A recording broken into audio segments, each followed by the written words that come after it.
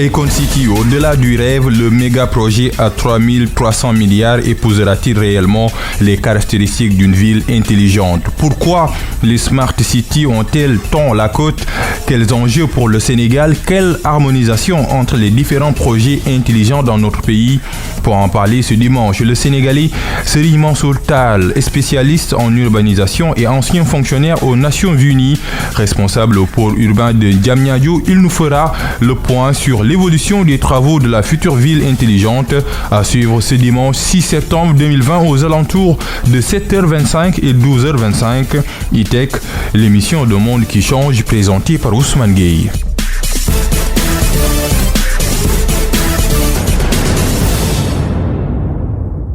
Bonjour à tous, merci d'être fidèles au rendez-vous. Nous sommes très ravis de recevoir Dr Serigne Mansour Tall. Bonjour Dr Serigne Mansour Tall.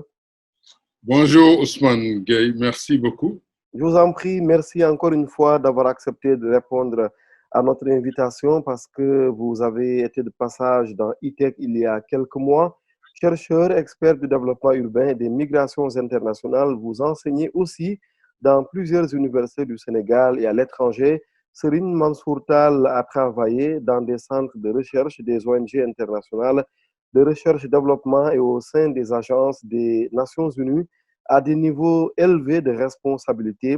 Vous avez délivré des conférences inaugurales d'événements scientifiques sur le thème des villes intelligentes. Les villes intelligentes, on va largement en parler naturellement dans ce numéro de E-Tech, les villes intelligentes durables ou sur les migrations internationales. Pour finir, vous dirigez et vous êtes membre de plusieurs conseils scientifiques, comités éditoriaux, revues et réseaux internationaux, auteur de plusieurs travaux et publications scientifiques portant sur essentiellement les transferts financiers des émigrés, les investissements dans le secteur de l'immobilier, la planification urbaine, la résilience urbaine et l'habitat. Serigne Mansour Tall, enfant, anime régulièrement des conférences sur les thèmes que l'on vient de citer. Première question pour bien entrer dans le thème de notre émission, Serigne Mansour Tall. Pourquoi doit-on aller vers la ville intelligente aujourd'hui en partant bien sûr de la ville intelligente de Econ, la Econ City qui va avoir pignon sur rue, comme on dit, à Mbodiène dans le département de Mbour? Merci Ousmane. C'est avec un plaisir qu'on se retrouve pour parler d'une thématique à la fois actuelle mais aussi déterminante dans l'évolution de l'urbain et du Sénégal en général. Oui. Pourquoi des villes intelligentes?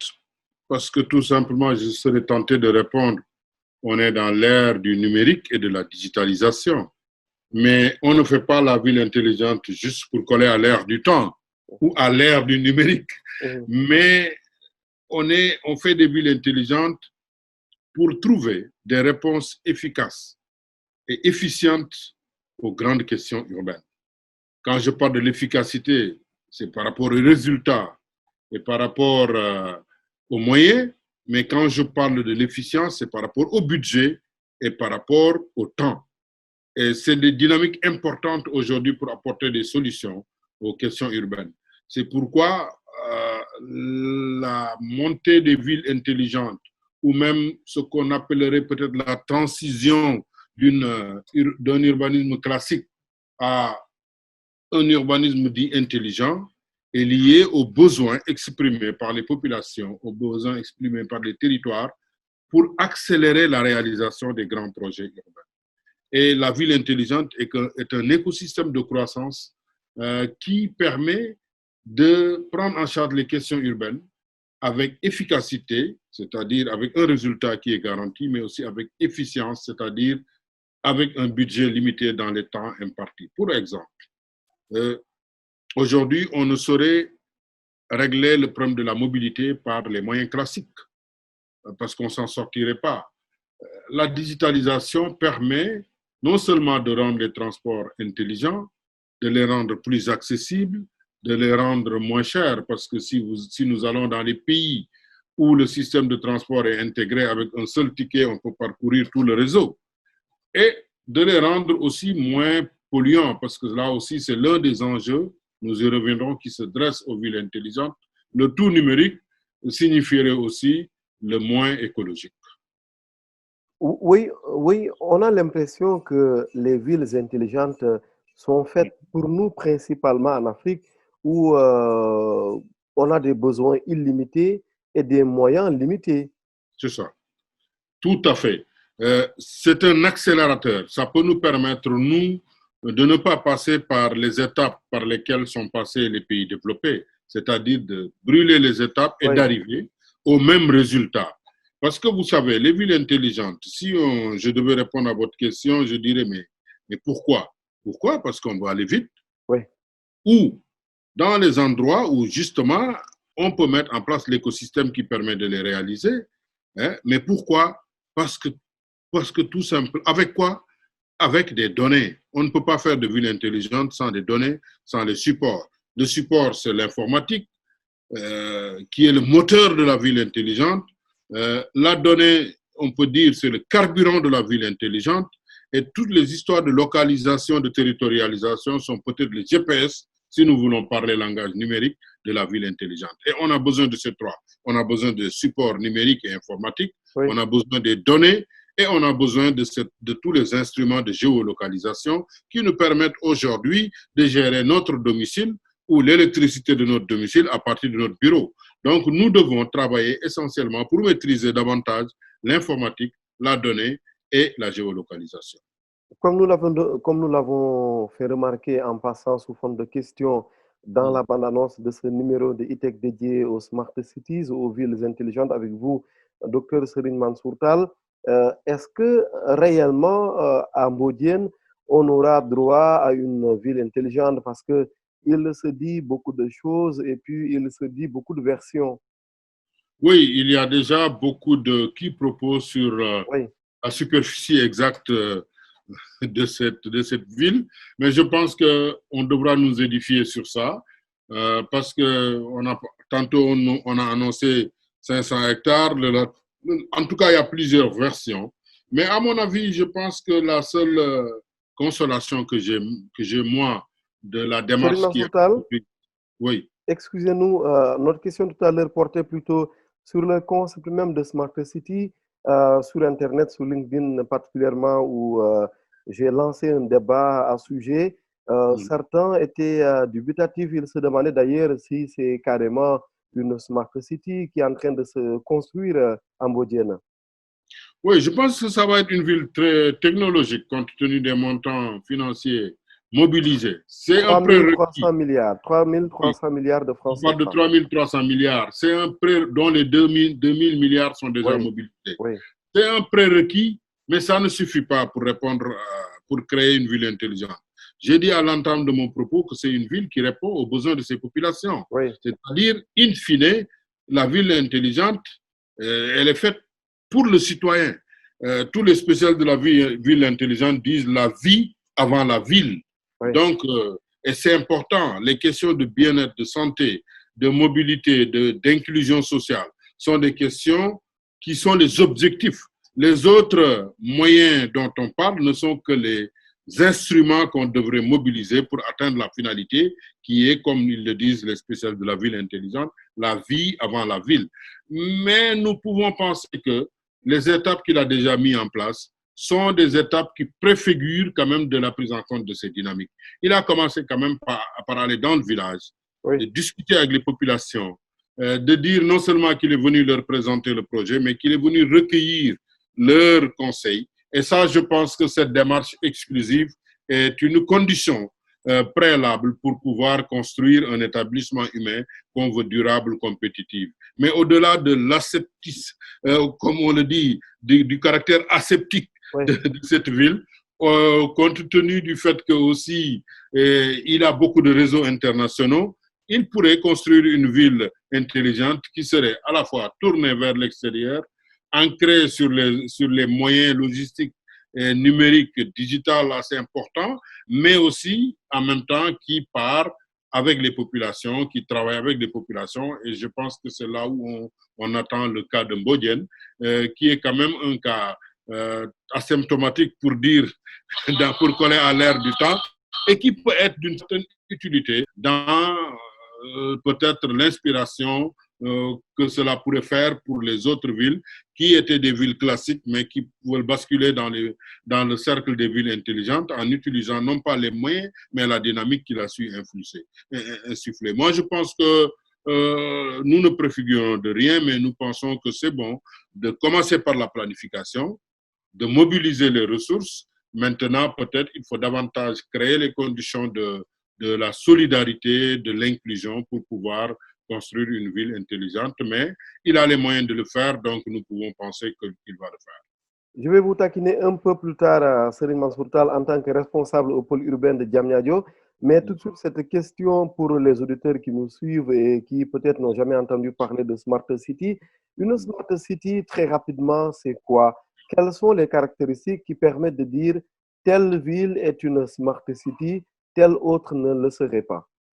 Oui, il y a pas peut-être, comme disent les Anglais, one size fits all. Il n'y a pas un seul modèle. Il y a plusieurs modèles de ville intelligente, mais il y a quand même des principes de base. Une ville intelligente est une ville qui est bâtie autour de la dynamique du secteur privé. On ne peut pas dire que c'est l'État qui va décider de manière unilatérale de faire une ville intelligente. Les villes intelligentes qui ont réussi sont bâties sur le modèle d'un financement privé, mais aussi d'une appropriation territoriale. Et ça, c'est fondamental. Et vous parliez de Mbodiène tout à l'heure, il faudrait quand même qu'il y ait cette fusion entre cette ville privée et les entités territoriales, politiques territoriales qui sont dans la zone. C'est un prérequis. Une ville intelligente aussi doit être focus sur l'innovation. On ne crée pas la ville intelligente pour la créer. L'innovation, c'est à travers les supports, mais ça peut être, on l'oublie souvent, à travers la démarche. Hein? Les supports, c'est des prérequis. On a parlé de l'informatique, on a parlé de la donnée, on a parlé de la géolocalisation. Mais tout ça, c'est des prérequis, mais le focus doit être fait sur l'innovation. L'innovation en termes de citoyenneté, en termes de modèles de gestion, en termes de gouvernance, en termes de modalités de transport, etc. Donc, c'est une ville qui fait focus sur le privé, qui fait focus sur l'innovation, mais qui, in fine, fait focus aussi sur le citoyen qui est la finalité. C'est comment rendre la ville plus accessible, plus maîtrisable, plus bénéfique pour le citoyen. Et il n'y a pas un modèle achevé, c'est un modèle qu'on doit contextualiser. C'est un modèle qui doit être la réponse des populations. C'est pourquoi on doit la bâtir avec les communautés. C'est un modèle qui doit être un modèle qui essaie de faciliter les contraintes qui s'offrent dans les villes, parce qu'il y a des villes qui sont particulièrement concernées par des contraintes de sites énormes. Si nous allons à Saint-Louis, les contraintes sont très différentes d'une ville qui est placée au centre du pays, qui n'est pas traversée par les fleuves, qui n'est pas à côté de la mer. Donc, à chaque ville, il faut trouver les moyens de répondre aux contraintes qui s'offrent à elle ou qui se posent à elle pour faciliter la vie, c'est-à-dire le bien-être, la santé, l'accès aux services de base du citoyen. C'est ça le modèle de la ville intelligente. Mais nous le savons tous, c'est une ville qui est bâtie sur la transformation numérique, sur la transition digitale. Ça, c'est clair. Oui, tout à l'heure, vous parliez de modèles. Quels sont les modèles qui, dans le monde, font beaucoup parler d'eux quand on parle de Smart City, de ville intelligente? Oui, moi j'aime bien les modèles de l'Est de la France parce que ce sont des modèles qui ne se bâtissent pas à partir d'une expérience nouvelle, mais qui assurent la transition d'une portion de ville vers le statut de ville intelligente. Et ça, c'est important parce que c'est des expériences pilotes qui permettent de voir quelles sont les difficultés, qui nous permettent d'engranger beaucoup de leçons à prendre et qui permettent de démultiplier. Et c'est ça, justement, vous me taquinez sur Diamniadio, c'est ça l'intérêt du modèle de Diamniadio. Je n'ai pas encore taquiné, ça oui, arrive.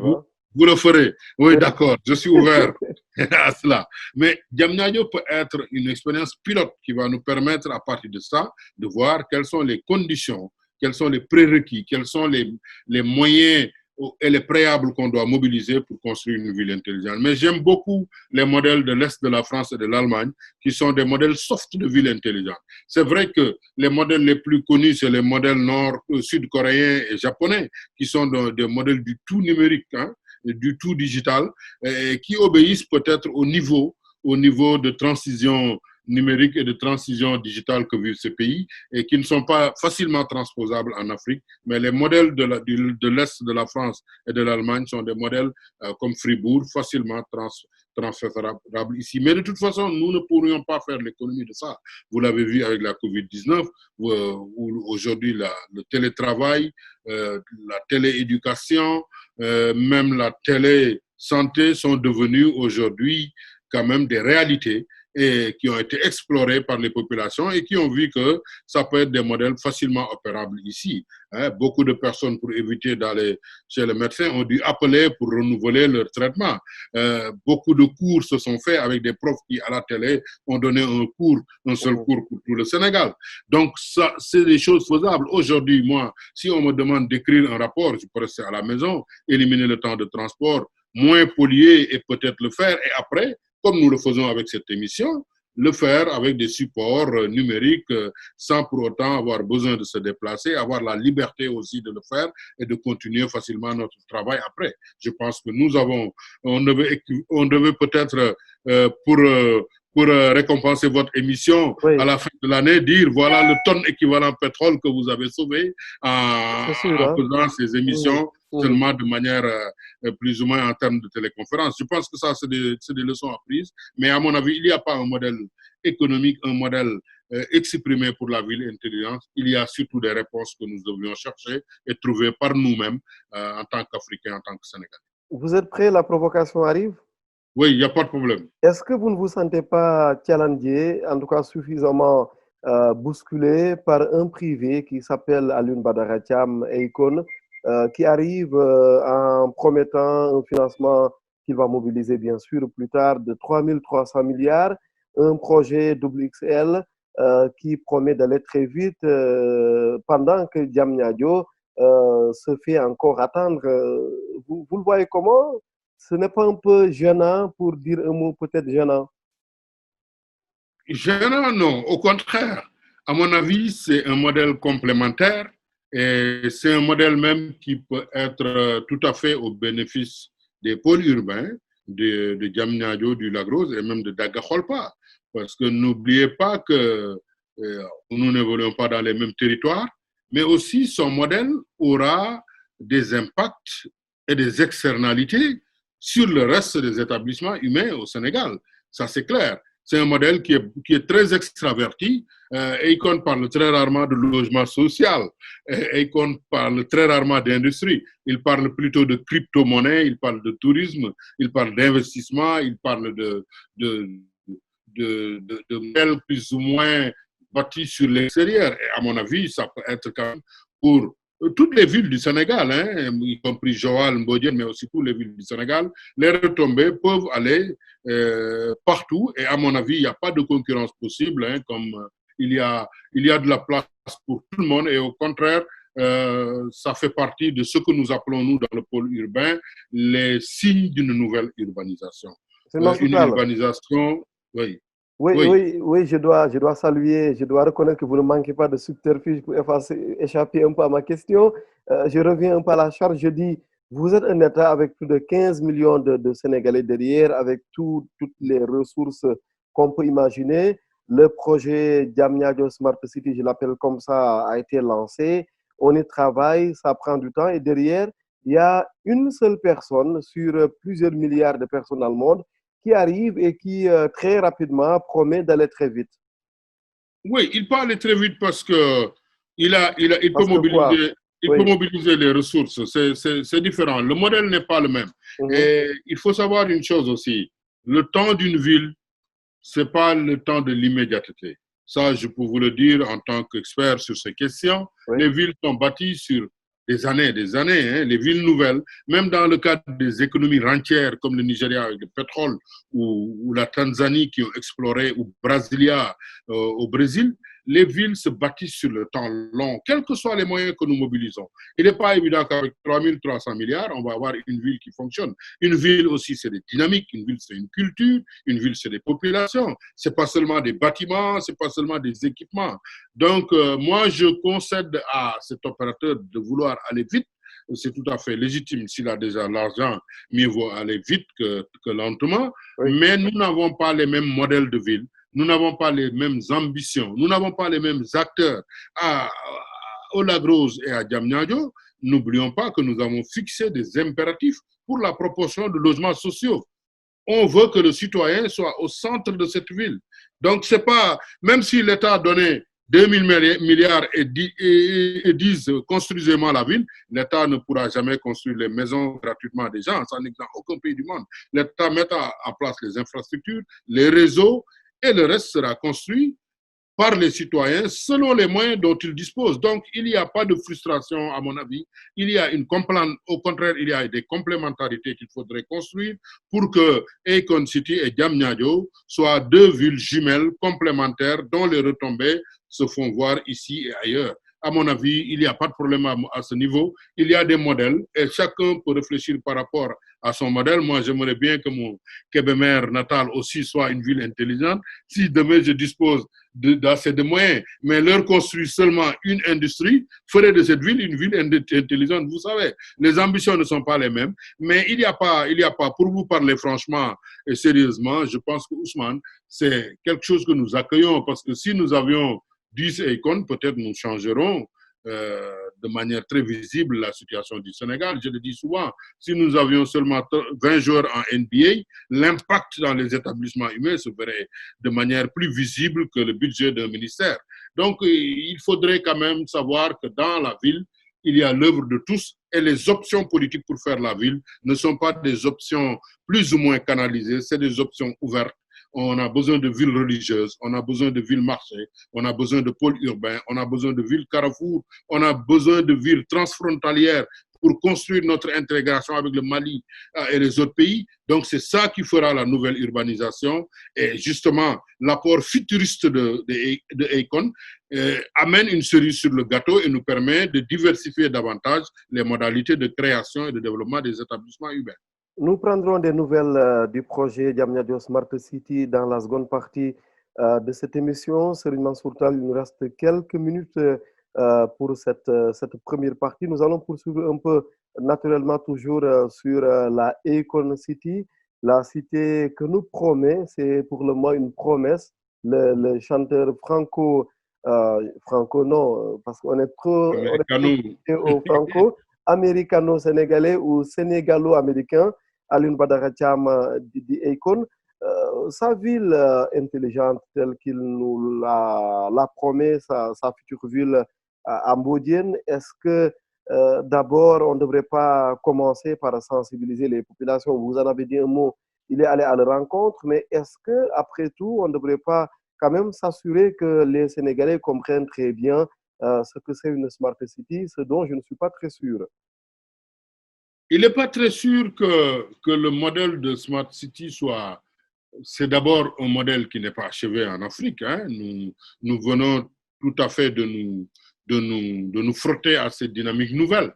Même si en France et ailleurs, on a des modèles déjà existants sur lesquels documenter. Mais à mon avis, ce qui est important, c'est que lui-même, il ait l'ambition de le faire. Les modalités, je pense qu'il a bien commencé en allant rencontrer les populations et en leur parlant d'une manière très appropriée. Il faut aller plus loin que ça parce qu'eux aussi, ils ont annoncé la couleur en disant qu'ils ont fait un mémorandum qu'ils ont donné aux promoteurs du projet, mais aussi et surtout, ils n'ont pas manqué de souligner que c'est les champs qu'ils ont donnés pour que cette ville fasse jour. Donc, à mon avis, nous partons du principe que il a bien commencé, il n'y a pas de raison qu'il ne continue pas dans cette dynamique et qu'il travaille main dans la main avec les populations pour voir qu'est-ce qu'en retour, cette situation puisse être une situation win-win, une situation gagnant-gagnante. Je pense que c'est des choses qui peuvent se faire, même si les modèles importés sont souvent des modèles très difficiles à faire fonctionner parce que tout simplement plaqués sans une complicité fusionnelle avec les populations, mais il faut travailler dans ce sens. Je parlais des populations, peut-être que je vais très loin, Serigne Mansour Tall. Est-ce que nos autorités, dans leur globalité, comprennent ce que c'est une Smart City? Oui, ils ont l'ambition, parce que l'ambition déclarée... L'ambition quoi? L'ambition de comprendre? Ils ont l'ambition même de construire. Parce que si pas de comprendre, de construire. de construire. Ils ont l'ambition de construire, mais vous savez, le rôle des autorités, souvent, ce n'est pas de rentrer dans la matérialité des choses. Le rôle des autorités, c'est souvent d'exprimer une volonté, une ambition. Et après, c'est aux techniciens de comprendre aussi, c'est important. Oui, ils peuvent ne pas comprendre, mais c'est à nous de leur expliquer pour qu'ils comprennent. Mais je pense qu'ils comprennent bien, parce qu'ils parlent de Smart Sénégal avec l'ADIE. Donc, la déclinaison Smart City n'est qu'une déclinaison territoriale urbaine de leur vaste projet qu'ils appellent Smart Sénégal. Donc, à mon avis, ils comprennent peut-être ce qui n'est pas encore effectif, c'est la matérialité des choses. Mais je vous annonce à ce sujet que, par exemple, il y a 4 jours, le directeur, M. Bahoum, le directeur de l'ADIE, a rencontré... Bahoum, que nous avons déjà reçu dans cette émission. Voilà, il a rencontré le directeur, le délégué général, le ministre Bassar. Ils ont discuté et ont exprimé la nécessité de construire un partenariat pour mutualiser leurs efforts afin de rendre Diamniadio beaucoup plus intelligente. Et je pense que ça, c'est des choses qu'il faut saluer, qui peuvent préfigurer de ce que peut-être Diamniadio sera demain en termes de Smart City. Des choses qu'il faut saluer, mais qui peuvent rentrer dans l'ordre normal des choses en termes d'harmonisation, d'optimisation des ressources. On va en reparler dans la seconde partie de cette émission. Je précise que Serine Mansour Tal, docteur Serine Mansour Tal est notre invité ce dimanche sur e-radio, chercheur, expert du développement urbain et des migrations internationales. Il enseigne aussi dans plusieurs universités au Sénégal et à l'étranger après avoir servi aux Nations Unies comme expert les Nations Unies à des niveaux élevés de responsabilité. Nous allons marquer une pause de 25 minutes et nous nous retrouvons tout juste après. À tout à l'heure, restez scotchés à e-tech sur e-radio. C'est ici que ça se passe. e-tech sur e-radio. Chercheur, expert du développement urbain et des migrations internationales, le Sénégalais Dr Serine Mansour Tal est notre invité ce dimanche sur e-radio. Nous parlons des Smart Cities, les villes intelligentes, en partant du projet XXL ou XXL pour faire simple de Akon, le Sénégalais, le Franco. Je ne sais pas qu'est-ce qui m'amène à dire tout le Franco. L'américano-sénégalais, le sénégalo-américain rappeur Alioune Badara Thiam qui va donc mettre au point une ville intelligente à Mbodiène dans le département de Mbour. En tous les cas, pour ne pas trop rentrer dans la communication, disons que c'est une promesse de ville intelligente qu'il veut mettre en place sur place. Et pour en parler ce dimanche, le Sénégalais, non pas franco ou américano, mais sénégalais tout court, Serine Mansour Tal, même s'il a travaillé pendant de longues années aux Nations Unies, il est de retour à Dakar, de retour au Sénégal, parti de Kébémer actuellement. Il est responsable au pôle urbain de Diamniadio. Nous allons prendre des nouvelles comme promis justement à l'instant de ce chantier. Bien sûr, Serine Mansour Tal, vous n'allez pas mettre 3300 milliards CFA, vous n'êtes pas Akon peut-être. Actuellement, on en est où côté évolution du chantier des travaux? Oui, au niveau du pôle urbain, on est même à terme, on devrait dépasser beaucoup ce budget. Hein? C'est 3000 milliards pour faire une ville, c'est pas beaucoup parce que n'oublions pas que Diamniadio à elle seule fait 1444 hectares. Même si nous ne connaissons pas encore exactement la superficie de Akon City, disons que c'est peut-être le tiers ou le quart de Diamniadio. Et l'agro, c'est 7000 hectares. Donc, rien que pour les infrastructures publiques, on devrait arriver peut-être à terme à investir plus que Akon. Donc, c'est surtout la temporalité qui différencie les deux modes de fabrique urbaine. Mais disons que c'est des modèles complémentaires. Maintenant, il faut travailler à ce qu'on intègre cette expérience innovatrice de Akon dans la politique urbaine sénégalaise, parce que ça ne peut pas être un cheveu aussi qui tombe dans la soupe comme ça, sans pour autant être articulé à ce que nous sommes en train de faire. Et comme vous le savez, les politiques territoriales au Sénégal, quand même, c'est une longue histoire. Et c'est aujourd'hui à un état de cohérence qui, dans le papier, est effectif, qu'il faut traduire sur le terrain.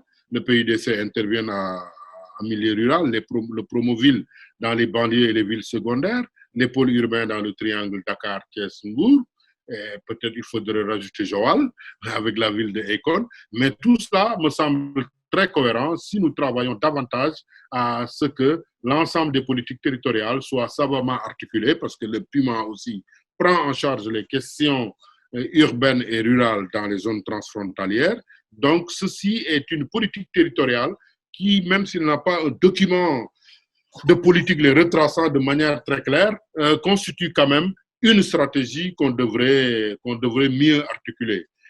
Mais ce qu'il faut rajouter, c'est que la complémentarité doit être construite entre ces différents établissements urbains. Normalement, si on a un tableau, on voit que l'aéroport est au centre de cette dynamique. Hein. Et à partir de ça, peut-être qu'il y a des innovations à construire au niveau territorial. Il y a des établissements urbains qui vont émerger. De plus en plus, nous parlons de Mbour comme une entité régionale, parce que la dynamique de Mbour fait qu'elle est à l'étroit dans la région de Thiès. Tout ça, c'est des choses sur lesquelles il faut réfléchir. Mais à mon avis, c'est une expérience novatrice en termes de financement, mais aussi en termes de planification, mais en termes de montage territorial, parce que cette ville, elle est totalement privée. Et jusque-là, ce sont les villages qui sont privés, mais les villes sont des établissements publics. Oui, vous parlez de stratégie. Est-ce que réellement il y a une stratégie? Sinon, est-ce qu'il ne faudrait pas la mettre à jour avec, disons, en la conformant un peu aux nouvelles réalités numériques? Parce que vous nous parlez de stratégie, mais en même temps, on ne sent pas trop le numérique là-dedans. Oui, justement, c'est qu'on n'a pas des documents de politique sur ces questions. Et justement, c'est un manque. Je pense qu'aujourd'hui, compte tenu de la centralité et de la transversalité des questions du numérique et du digital, on devrait avoir quand même un document d'orientation claire, que ce soit une stratégie nationale ou une politique nationale, qui, par conséquent, va montrer les articulations entre les niveaux de collectivité territoriale, mais aussi entre les domaines de la vie publique. Parce que n'oublions pas, aujourd'hui, les villes intelligentes devraient nous aider davantage à optimiser les services. Ça peut être les déchets, ça peut être les transports. Et ça, on a besoin d'organiser tout ça. Et ça, l'un des grands chantiers, effectivement, de l'État, du gouvernement, c'est de construire une politique de la transformation ou de la transition numérique et digitale. Ça, c'est un manque et vous avez raison de le souligner parce que justement, nous devons optimiser, c'est vrai, nous devons innover, mais aussi nous devons intégrer toutes ces questions dans un schéma de cohérence qui doit être une feuille de route pour tous les acteurs qui interviennent sur ces questions. En partant un peu de l'infrastructure, hein, du surplus même de l'infrastructure, de l'ADE par exemple, avec la fibre optique, selon mes informations, l'ADE en disposerait 12 et n'en a utilisé pour le moment que 2 paires seulement. Est-ce qu'on ne pourrait pas avoir des villes intelligentes, parce que le Sénégal, évidemment, ça donne lieu à plusieurs villes, mais en même temps, une ville grand V, autrement dit, interconnecter les villes à partir de la fibre optique, par exemple, dans ce pays, à partir d'infrastructures qui permettent d'être carrément, en tout cas, qui nous permettent de pouvoir dire un jour que nous sommes des modernes. Oui, absolument. Vous savez que le Sénégal est précurseur dans ces questions.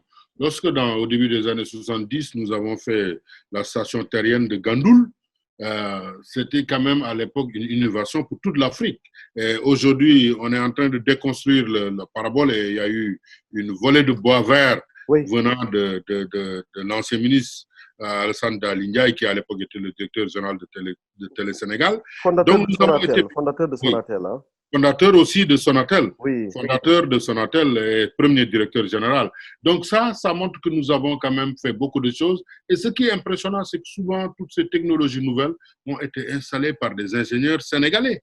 Moi, je me rappelle la fibre optique de Dakar à Saint-Louis était installée par des ingénieurs sénégalais. Donc ça, c'est important de savoir que les ressources humaines existent. Maintenant, il faut beaucoup plus de politiques plus proactives pour faire en sorte que cela... Docteur Mansour Tall. Oui, en fait, mais ce qu'il faut préciser en même temps, c'est que ce qui est le plus important ici, ce n'est pas d'avoir été précurseur ou pionnier, parce que souvent, quand on parle de l'Afrique, On le dit très souvent que Lucie a été découverte en Afrique, que le premier homme, c'est en Afrique, mais en même temps, on est surpassé dans bien des domaines. On ne peut pas dire aujourd'hui, nous sommes derrière et pourtant nous avons été disons, Non, nous ne sommes pas derrière. Justement, vous avez raison, il faut éviter d'être derrière. Et pour éviter d'être derrière, comme vous dites, il faut sans cesse innover, il faut sans cesse aussi articuler les choses, mieux les rendre cohérents. Et je suis tout à fait d'accord avec vous. Ça ne sert à rien d'être premier et de se retrouver dernier après. Mais c'est une manière de dire aussi, oui, pour moi, que nous devons maintenir le flambeau très haut pour éviter quand même que l'avance que nous avons eue, parce que tout le monde le sait, nous avons quand même une très grande avance dans ce domaine en Afrique de l'Ouest et en Afrique peut-être même par rapport à beaucoup de pays, et que nous devons maintenir cette avance en innovant, en essayant d'investir encore plus, en essayant aussi de faire des politiques qui ont un impact, parce que, comme je l'ai dit au départ, on ne peut pas faire un modèle économique de ville intelligente sans pour autant que ce modèle ait un impact sur la vie des populations, sur la marche de la société, sur le développement du pays. Et pour cela, nous tous, nous savons qu'on a besoin plus de stratégie et de politique. Il ne suffit pas de mettre un capteur, des caméras, des compteurs quelque part, faire de la télésurveillance pour dire que nous avons la ville intelligente. On a besoin d'une stratégie et d'une politique nationale. Et c'est là où je rejoins ce que vous avez dit, parce qu'aujourd'hui, si nous mettons tout cela et que les Sénégalais qui aient accès à l'Internet très haut débit se comptent du bout des doigts, le problème ne sera pas réglé. Même si nous mettons tous les dispositifs pour que Diamniadio soit une ville intelligente, où on peut interroger tout de suite son smartphone et connaître l'heure d'arrivée du bus, et que les gens n'ont pas de smartphone ni de connexion Internet, nous aurions construit l'infrastructure, c'est-à-dire l'informatique, nous aurions les données, mais nous n'avons pas le carburant pour le faire fonctionner. Je suis tout à fait d'accord avec vous, mais je veux vous dire tout de suite que ça doit être une suite logique. Nous avons été précurseurs, nous devrions continuer à être leaders. Oui, comment se fait-il d'ailleurs qu'on ait pu penser le modèle de nouvelle ville, on y reviendra parce que ça va faire l'objet d'une question, nouvelle ville ou Smart City pour Diamniadio, sans pour autant penser à un méga projet comme le Smart Sénégal. Comment est-ce qu'on a pu faire cela? Comment est-ce qu'on a pu, par exemple, construire Diamniadio sans penser à un modèle de ville comme le Saint-Louis numérique 2025, si vous êtes au courant? Oui, le Saint-Louis numérique de 2025 est un aspect important de Smart Sénégal. Mais aussi, je vous l'ai dit, nous avons rencontré l'ADIE et justement, l'un des objectifs majeurs de cette collaboration à mener, c'est que Diamniadio et le Lac Rose soient des parties intégrantes de Smart Sénégal. Mais cette rencontre devrait venir en amont, normalement dans un pays. Oui, mais la planification des villes aussi est une planification itérative, c'est-à-dire même si on se rend compte qu'il y a des choses qu'on devrait prendre en charge, il faut toujours les intégrer. Mais Diamniadio n'est pas du tout à la traîne aussi dans le domaine numérique. Vous connaissez mieux que moi le parc des technologies numériques, qui est quand même, qui est un élément central en matière de data center, en matière de sites de transport avec la fibre optique, en matière de stockage avec les data centers. Donc, ce parc-là, à elle seule, suffirait pour construire tout le support nécessaire pour la ville intelligente. Mais mieux que ça, le Dakar Financial Model qu'on veut mettre en place, le DFD, le Dakar Financial Diamniadio District, est quand même un modèle qui devrait, à la limite, créer en 10 ans 7000 emplois dans des domaines aussi divers que l'actuariat, les promoteurs immobiliers, les intermédiaires, les avocats, etc. En tout cas, le modèle qui va être mis en place, c'est un modèle qui va être un modèle qui devrait établir ses tentacules sur toute l'Afrique de l'Ouest. Et ce modèle a besoin de fonctionner avec le numérique, parce que ce modèle est appuyé fortement par deux leviers, c'est-à-dire le parc des technologies numériques et l'Institut national du pétrole et du gaz. Je pense que tout cela a besoin d'être mis ensemble dans un schéma de cohérence qui est en cours de constitution, mais il n'y a pas, à mon avis, de décalage entre ce que fait l'ADIE à l'échelle du Sénégal et ce que nous faisons à Diamniadio. Les passerelles vont être immanquablement établies. Oui, mais si vous nous dites par exemple que tout cela doit être mis en cohérence, c'est comme par exemple on se met dans sa voiture, On arrive sur la route, après on se dit, bon, je suis sur la route, maintenant je prends la carte du Sénégal, je verrai où est-ce que je pourrais, par exemple, Vous savez, terminer vous un peu savez, ma course. Est-ce qu'on ne met pas un peu la charrue avant les bœufs, comme on dit? oui, la planification peut-être aurait dû prendre encore beaucoup plus de temps pour être peut-être un peu mieux pensé. Mais comme vous le savez, le modèle de Diamniadio aussi est né de la vision du président de la République qui, lorsqu'il a lancé les travaux, avait donné mandat aux techniciens d'aller vite, de faire le plan. Et souvent, le temps de la ville est un temps long. Et si nous devions nous conformer à attendre que les choses soient planifiées totalement avant d'être exécutées, ça pose problème. Mais aujourd'hui, je pense qu'il y a beaucoup de passerelles. Mais en même temps, c'est ça qui peut créer le problème aussi, le fait qu'on veut se précipiter, peut-être parce qu'on arrime trop les choses à la fin de son mandat ou quelque chose comme ça, alors qu'on sait très bien Oui, que dans d'autres pays, comme aussi chez nous, peut-être que quand on veut impacter le vécu des populations, on le calcule sur le long terme. absolument. De toute façon, Diamniadio a été planifié pour quand même être une ville du PSE, c'est-à-dire une ville qui est calée à l'horizon 2035. 35, oui. À mon avis, cela est faisable, mais il y a aussi le caractère transversal de la marche de l'État. Vous savez, aujourd'hui, si nous parlons de PTN, cela relève du ministère de l'économie numérique Et des et de télécoms. l'information. Oui, c'est ça, et des télécoms. Et si nous parlons de ville, cela relève du pôle urbain, parce qu'on est dans le territoire du pôle urbain. Donc, c'est ces synergies qu'il faut construire. Lorsque nous parlons du Dakar Financial District, une partie va échoir au ministère de l'économie et des finances, etc. Mais ces articulations dans tous les États ont besoin d'être pensées, d'être construites, d'être articulées. Ce n'est pas un problème, à mon avis, qui va tout le temps se poser comme une contrainte, mais c'est une condition à prendre en charge par les différents acteurs qui sont actifs dans le domaine de la maîtrise d'ouvrages urbains. Oui, une autre question encore, décidément, on ne vous fera jamais de cadeau, docteur Serine Mansourtal. Par rapport toujours à ce projet de Diamniadio, moi, je l'ai suivi un peu très modestement, notamment lorsque Diamniadio, comme ville, a fait l'objet d'une invitation à Paris, dans une rencontre où on parlait de Smart City, mais on sent un peu une hésitation quelque part que clairement au départ, ça ne devrait pas donner lieu à une Smart City, mais que, et je vous reprends un peu, que ça a peut-être un caractère dynamique qui fait que ça s'adapte à l'ère du temps. Oui, parce qu'à l'époque aussi, la priorité, c'est de faire éclore la ville. On n'était pas du tout dans le temps de penser à ces déclinaisons en termes de villes intelligentes ou de villes vertes, etc. C'est ça peut-être qui faisait que on avait fait trop focus sur les infrastructures qu'on devrait mettre en place. Mais on ne peut pas aujourd'hui construire une ville nouvelle. Il y en a beaucoup. Les expériences ont fait tâche d'huile. Mais qu'est-ce qu'une ville nouvelle d'ailleurs? Qu'est-ce qu'une ville nouvelle? Est-ce que c'est juste une question de français ou bien cela a un contenu précis comme quand on parle de Smart City? Oui, quand on parle de ville nouvelle, c'est une ville en général planifiée et qui est établie sur un site peu occupé ou pas occupé du tout et qui a l'ambition de développer de nouvelles modalités de construction urbaine. Donc, une ville nouvelle n'est pas une nouvelle ville, qu'on se comprenne très bien.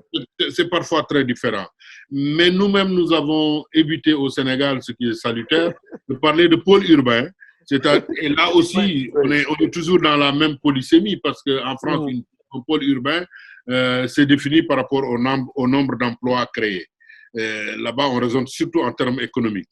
Mais l'important, c'est que nous allons construire, comme on dit nous à ONU Habitat, des établissements humains qui sont fonctionnels, qui répondent aux besoins des populations. Et ça, à mon avis, Diamniadio a cette ambition.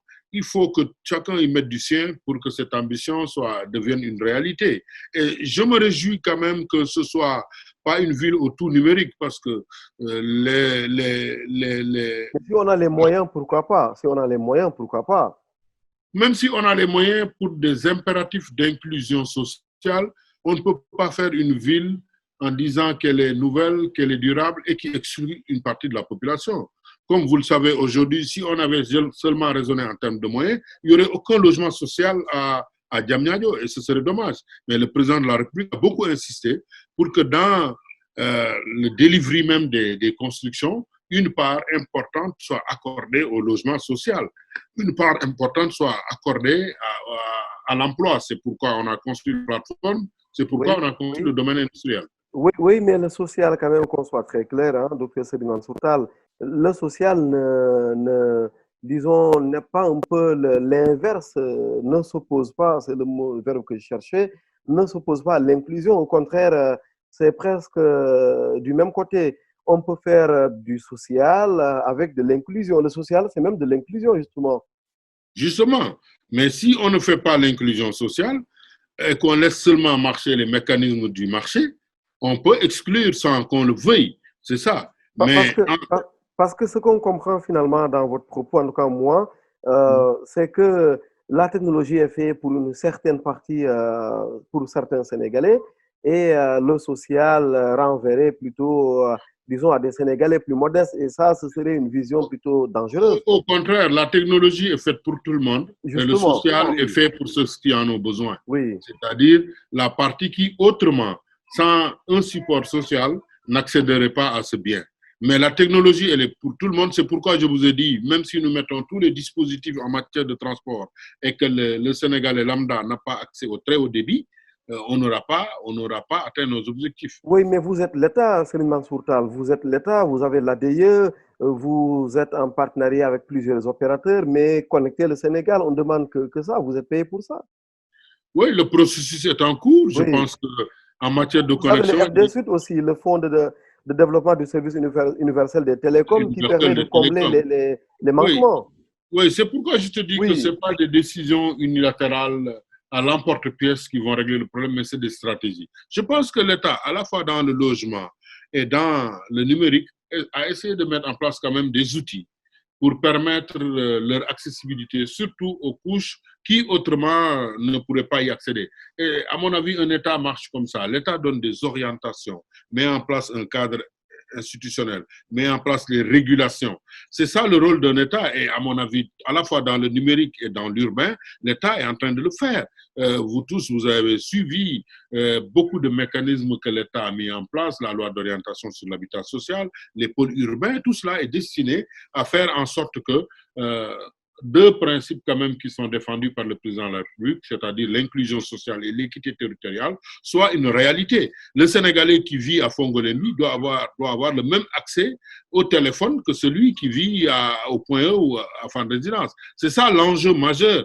Et il faudrait y travailler pour qu'aujourd'hui, maintenant, les bénéfices de la ville intelligente en termes d'Internet des objets, en termes d'énergie renouvelable, en termes des 3C, les capteurs, les caméras et les compteurs, soient accessibles à tout le monde. Et aujourd'hui, je pense qu'il y a même des outils de la ville intelligente qui sont au bénéfice exclusif des couches sociales défavorisées. Rien que, par exemple, le prépaiement du téléphone et le prépaiement de l'électricité ont accéléré le processus d'accessibilité. Quand le téléphone, c'était un abonnement, quel est le nombre de Sénégalais défavorisés ou des couches, même des classes moyennes supérieures qui en avaient accès? C'est ces choses comme ça qu'il faut construire pour que tout le monde ait les mêmes chances, avec les moyens différents, d'accéder aux services qui sied à leur portefeuille. Et ça, je pense qu'un État doit veiller à ça. Et à mon avis, l'État doit davantage surtout renforcer les politiques publiques, mais il a mis en place beaucoup de mécanismes en termes de régulation, en termes de cadre institutionnel,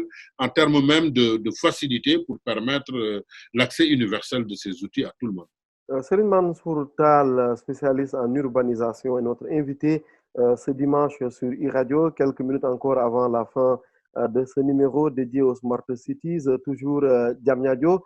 Vous nous avez dit un mot concernant les nouvelles, autrement dit, les nouveaux développements dans l'évolution du chantier. Alors, c'est quoi le modèle économique derrière? Comment est-ce que Diamniadio Smart City a été pensé? Oui, il a été pensé en insistant beaucoup sur l'infrastructure.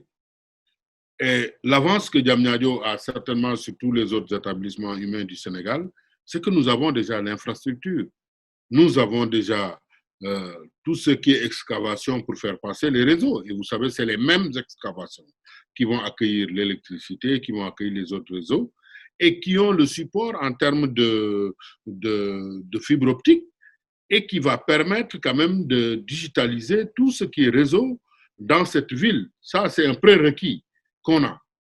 Maintenant, il faut aller plus loin que ça, comme vous avez raison de le dire, pour optimiser ces réseaux, pour les utiliser, pour les développer, pour les accompagner avec de l'innovation. Et c'est là où on doit travailler, justement, pour que ces réseaux ne soient pas seulement des supports, mais qu'ils soient des moyens qui utilisent les services et qui permettent d'optimiser ces services.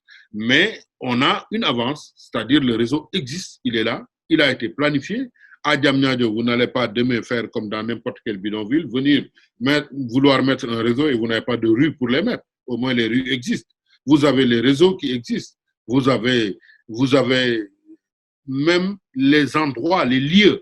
Et ça, à mon avis, cela est important. Toutes les places publiques qui vont être édifiées vont bénéficier quand même de télésurveillance, de télégestion, vont bénéficier de services connectés. Et ça, à mon avis, c'est important. L'infrastructure est là. Maintenant, il faut mettre les données et il faut mettre des services pour que Diamniadio soit labellisé ville intelligente. Question du Sénégalais lambda que je suis. Une fois que Diamniadio sera finalisé, c'est pour les populations de Diamniadio ou chaque citoyen sénégalais peut se déplacer et dire désormais, comme c'est une smart city, c'est nouveau au Sénégal, je vais y habiter. Ça va se passer comment? Oui, mais vous savez, c'est une ville ouverte. Hein? Diamniadio est une ville ouverte. D'ailleurs, pour éviter que ce soit ouverte, un îlot mais de pas, prospérité. pas ouverte à tout le monde. Cela, la ville, elle a un nombre limité forcément d'habitants. Oui, mais la ville n'est pas la ville accessible, c'est pas seulement la ville où on habite. Oui. C'est la ville où on travaille, c'est la ville où on va se divertir. Aujourd'hui, il y a au moins 5 ou 6 centres commerciaux qui sont programmés à Diamniadio. Il y a le Stade du Sénégal, il y a le Dakar Arena, qui sont des espaces partagés que tout le monde va fréquenter. Il y aura à terme au moins 15 ministères où vont travailler des Sénégalais qui forcément ne vont pas y habiter. Donc c'est une ville à la fois ancrée certainement dans le reste du pays, mais qui est une rampe de lancement pour le Sénégal et ailleurs. Diamniadio est une ville ouverte, c'est-à-dire c'est une ville accessible pour chacun en ce qui semble être ses préoccupations. À mon avis, les gens vont y venir, certains pour travailler, d'autres pour se divertir, d'autres pour visiter. Et d'ailleurs, vous soulevez une question importante que les planificateurs de la ville devraient prendre en charge davantage, c'est la question du culturel. Les villes aussi doivent avoir un penchant culturel très fort. Et je me réjouis d'ailleurs que cet outil de Télé-Sénégal qu'on veut détruire, que les partisans insistent pour dire que ça doit être même un objet du patrimoine que les gens doivent aller visiter. Oui. Cela est tout à fait réglé. Et d'ailleurs, l'une des propositions qu'ils ont faites ce matin, c'est que cela soit transféré dans la Cité du Savoir à Diamniadio pour que ce soit un objet qu'on doit venir visiter parce que c'est un témoin de l'évolution technologique et numérique du Sénégal. Donc, Diamniadio est une ville ouverte, hein? Ce n'est pas une capitale, mais c'est presque un espace de rencontre, de confluence, de convergence des Sénégalais. L'ambition, c'est que d'ici 20 ans, d'ici 25 ans, peut-être les flux entrants sur Dakar, la moitié auront à satisfaire leurs besoins à partir de Diamniadio et n'auraient pas besoin de venir jusqu'à Dakar. Mais on peut ne pas y habiter, mais y aller pour fréquenter un hôpital de dernière génération ou bien pour aller fréquenter l'IRSF qui existe déjà, qui est un laboratoire de troisième génération. Oui, dernière question, une question que je vous avais posée il y a quelques mois, je la repose peut-être en temps. Vous avez évolué, Diamniadio Smart City, vous nous parlez d'inclusion tout à l'heure. En fait, les Ndiagandia et les Carapides n'y seraient pas les bienvenus. Oui, parce que normalement, il est prévu un BRT. Comme vous le savez, la gare emblématique bus du transit TER. rapide. Oui, un bus rapide transit, qui est un système de transport sur site propre, comme ils le disent les francophones, et qui permet de convoyer les gens dans des délais très rapides avec un niveau de confort très élevé, qui est une expérience d'Amérique latine qui a quand même fait ses preuves. Et il y a aussi la gare emblématique du TER, qui est en cours de construction. Et peut-être il faut aller plus loin, parce que dans le cadre de beaucoup de projets, principalement du GGI, ils réfléchissent un peu. Le GGI, c'est l'Institut mondial de la croissance verte, sur un système de bus électriques pour développer le transport intérieur ou interne au pôle urbain de Diamniadio. Donc, je pense qu'à l'image même pas de Diamniadio, mais du Sénégal, on devrait quand même dépasser aujourd'hui les Ndiagandiaï pour rentrer quand même dans des systèmes de transport plus modernes, mais aussi dans des systèmes de transport intégrés, train, bus, BRT.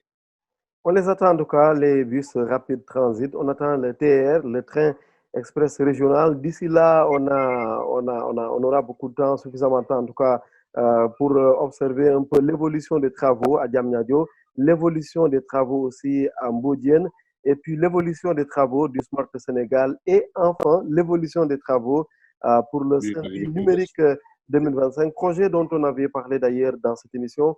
Merci beaucoup, Elhadj docteur Serigne Mansour Tall. Merci, c'est moi. Même si parfois il y a beaucoup de questions, comme vous dites, mais qui titillent un peu. Mais c'est important parce que ça permet quand même de se poser des questions qui sont des questions fondamentales et qui sont des invites aux décideurs pour les prendre en charge. Vous avez tout à fait raison. On doit replacer Econ City dans le schéma de la politique urbaine nationale parce que c'est une innovation urbaine qu'il faudrait intégrer dans notre dispositif. Oui, sauf que ce n'est pas un plaidoyer propre, hein, c'est juste une question. Je n'ai pas de position là-dessus, même si un observateur, bien sûr, j'ai mes avis propres que je garde pour moi. Merci beaucoup à Dr Serigne Mansour Tall, chercheur, expert du développement urbain et des migrations internationales, sénégalais qui a travaillé pendant de longues années aux Nations Unies avant de revenir à Dakar, enfant de Kébémer, tout comme Abdoulaye Wade, mais là actuellement responsable au pôle urbain de Diamniadio. Merci infiniment d'avoir été notre invité ce dimanche sur iRadio. Rendez-vous dimanche prochain. Excellent dimanche et excellente semaine.